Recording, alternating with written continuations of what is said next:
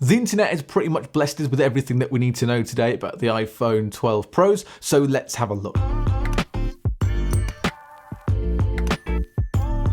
Before I start, if you enjoy any of the videos that I do on this channel, then please do subscribe, it helps quite a lot. And if you like any of the videos that you watch, then drop a like as well. Thanks to the terribly unreliable John Prosser, we've had all of the iPhone 12 Pro information leaked today and in the past couple of days, and everything that is going to happen in September we kind of already know about, so let's have a look at some of that stuff. This video will just be about the iPhone 12 Pros. I've already done a video separately on the iPhone 12, so if you want to have a look at that, there is a link in the description below and also in the card up above. I've been hoping since last year that Apple would give us that high refresh rate screen, and it seems like that could be happening on the iPhone 12 Pro coming in September. This though might be one of the things that we are the most unsure about, because Apple really want to give us that 120Hz display, but only 120Hz. They don't want to jump up to 90 and then jump up to 120 in a year or two's time. So if we don't get the 120Hz this year, it's because they've not been able to fix it working with the battery. And by that I mean that they don't want the 120Hz ProMotion display to be absolutely rinsing the battery for everyday users. So if they can't get it working, then they will just drop 120Hz and we will end up sticking with 60. If that 120Hz display does come to the iPhone 12 Pros this year though, it's going to be a variable display, which means that it's going to implement it a little bit more like the Pixel 4 did, where at some points it'll be 60Hz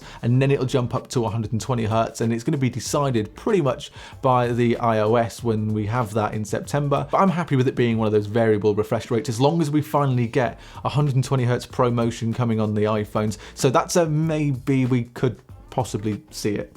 Maybe. Let's talk about the screens themselves, and they are going to be Samsung panels, so they're going to be different panels to what is going to be in the iPhone 12, and we're going to start this time on the regular iPhone 12 Pro at a 6.1 inch display, and then for that 12 Pro Max we're going to go up to 6.7 inches. They're a couple of inches bigger than what we had on the 11 Pros last year, and I'm all for a bigger screen, especially if we do get that high refresh rate. Right, let's have a look at the storage and the starting prices on these iPhone 12 Pros. And good news, gone has 64GB of base storage, finally. We are now going to get 128GB of base storage on both the iPhone 12 Pro and the 12 Pro Max. There's also going to be a 256GB version and then maxing out at 512. And if you wanted to go for that 512GB version, it is not going to be cheap. For the iPhone 12 Pro Max, you're looking at $13.99 for that, and then dropping down to $12.99 on the regular iPhone 12 Pro. But if you wanted to go for that base storage of 128GB on the iPhone 12 Pro,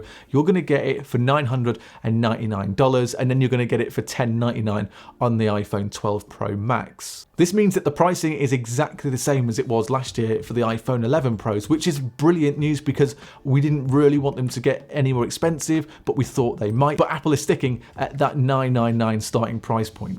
And it's about time Apple decided to give us that 128GB as base storage, because 64 gigs at this point is sad and lonely and terrible and just embarrassing. So yes, at the 128 gigs. By now you've probably seen already, but the iPhone 12 Pro is going to get that redesign. It's going to look a little bit like the iPhone 5 from whenever a couple of years ago, and it's going to look a little bit like the iPad Pros that we've had over the past couple of years as well. Gone are the rounded edges and back are those more rectangular edges, which I'm all for, and that means that the body of the phone is going to be made out of stainless steel and it is going to look amazing. It was also about time that Apple refreshed the look of their phones, because they did start to look a little bit old and a little bit out of touch, but with the redesign is also coming a smaller notch as well, so it's going to be about half the size than the one that we have on the 11 Pros at the moment. So we're shrinking that down, which also means that the Face ID sensors are shrinking, but they are also going to get better with an A14 Bionic chip that comes in both of these phones and shipped with iOS 14. As we're talking a little bit about the internals with that A14 Bionic chip, these phones are actually going to ship this time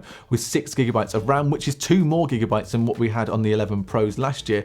And it doesn't mean anything massive, it just means that the phones will be a bit quicker. It means that the apps in the background will not refresh as much, but it's nice to see Apple jumping on board with the 6GB of RAM in their flagship phones. With that 6GB of RAM, we're also going to get that 5G enabled on these phones as well, which I'm still not massively sold on 5G, but it is nice to have it. When we're talking about the cameras on the 12 Pro, we're not having a look at massive upgrades from the 11 Pros from last year. So they're going to still have those 3 lenses, your main lens, your telephoto lens, and that ultra wide lens, and they're going to be still with that main lens at 12 megapixels. Probably more of an iOS 14 update this, but hopefully we'll be getting night mode on that ultra wide camera when we get the iPhone 12 Pros as well. And something that's going to help with that is that LiDAR sensor. I wish I could say more about the LiDAR sensor, but I don't know massively what it does. There aren't loads of apps out there that can use it and that can kind of show us what this LiDAR sensor is capable of. But the rumors are that it will help with portrait mode in photographs, it will help with low light photography,